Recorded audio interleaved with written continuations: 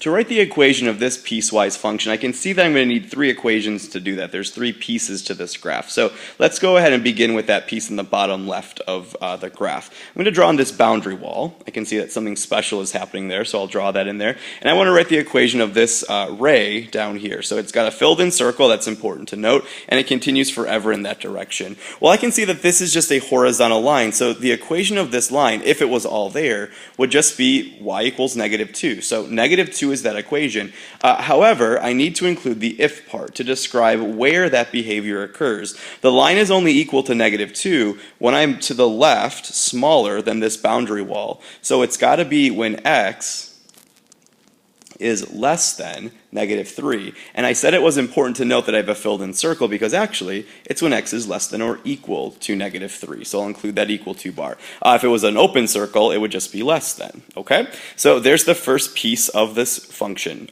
the equation of the first piece. Let's take a look at the second piece.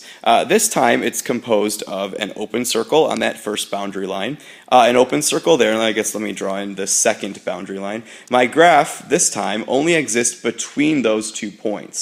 So I need to write the equation of this line right here. Well, you recall, if you watched the last video, for these lines, they're going to fit into, at least for what we're doing in class, they're going to fit into slope-intercept form, and we're going to have nice integer values, at least for the y-intercept, so they shouldn't be hard to find just by looking at the graph. So looking at this graph, I can see that my slope must be up 1 and then backwards 1. So in other words, a slope of -1. I can see it's a negative slope because that line's decreasing.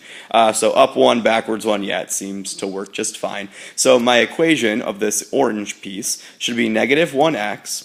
And then plus I need the y-intercept. Looking at the graph, I can see the y-intercept was at 4. So -1x plus 4 is this next piece. Remember though, it only exists in a certain location. This time it only exists between the x values of -3 and 0. And so to write that with an inequality, I'm going to say my low end was -3.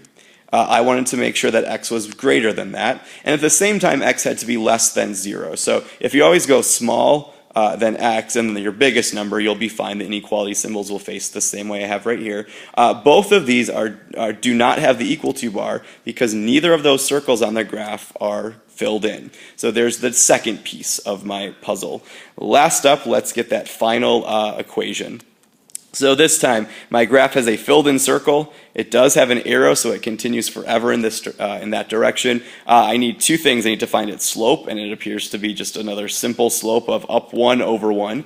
So I've got a slope of 1 this time, and a y-intercept, this time right at the origin, so a y-intercept of 0, which of course I could just say x. I don't need all that. I need my if part though. So where does this graph exist? Where does it behave like this? Well, only if I pick an x value that's greater than or equal to 0, because the graph exists to the right of that stuff. All right, so there are the three pieces that make up the three parts of the graph. To make this into an official piecewise function, all I'm going to do is draw a bracket, a brace, around all of those to group them together and just give it a function name like f of x, and there is the equation of this piecewise function.